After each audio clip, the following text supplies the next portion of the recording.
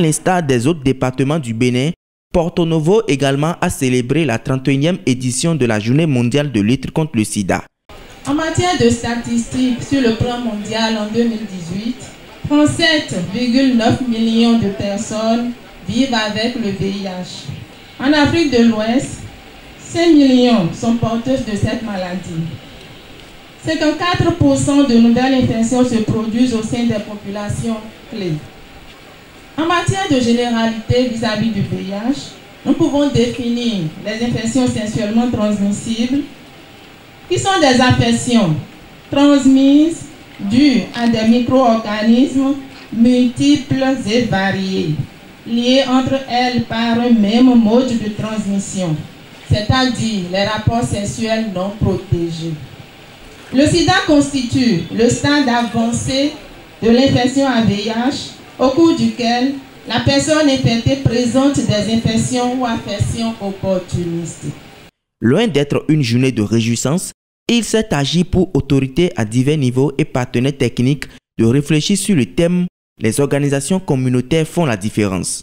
Notre pays, le Bénin, célèbre cette année la 31e édition de la Journée mondiale de lutte contre le sida sous le thème « Les organisations communautaires font la différence ».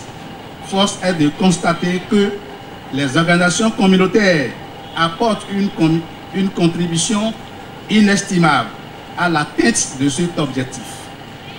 Ces organisations communautaires forment donc le terreau d'une riposte efficace au sida ainsi qu'un pilier important d'assistance. Nous avons constaté que les ONG et les associations de lutte contre le sida sur le terrain sont les premiers acteurs qui interviennent dans cette lutte-là. C'est pour cela que nous les avons associés pour la mobilisation, afin qu'ils puissent nous aider davantage pour atteindre ces cibles et aussi pour permettre une bonne prise en charge de la population, qui est une préoccupation majeure du président, qui est le président du Conseil national de lutte contre le sida, la tuberculose, le paludisme, les IST, les hépatites et les épidémies.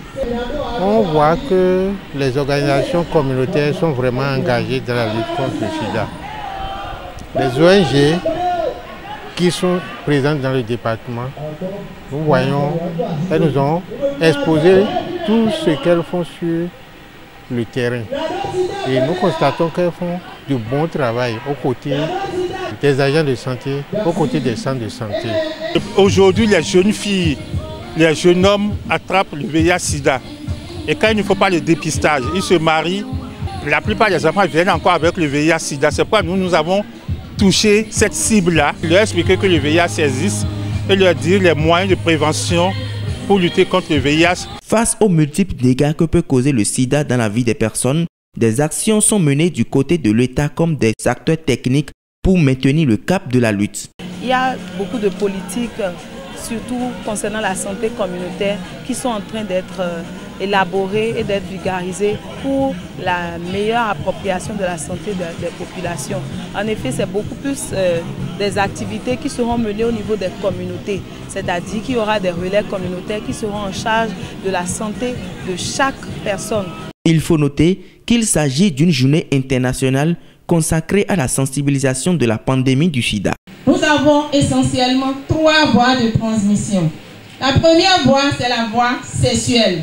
Si nous prenons 100 personnes qui portent le VIH, il y a 90 personnes qui se font contaminer par la voie sexuelle. C'est donc la première voie. La deuxième voie, c'est la transmission de la mère à l'enfant. Parlant de la prévention de la transmission sexuelle, nous avons ABC, le sigle ABC.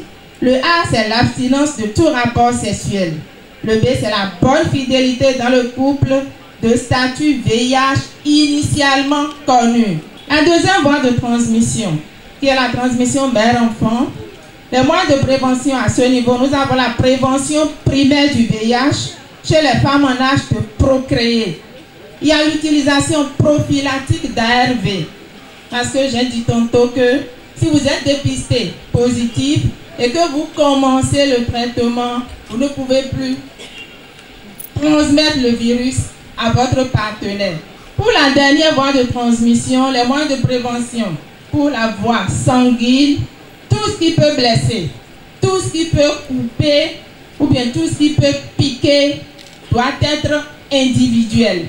Un conseil de dépistage gratuit volontaire de la population a mis un thème à cette journée de sensibilisation.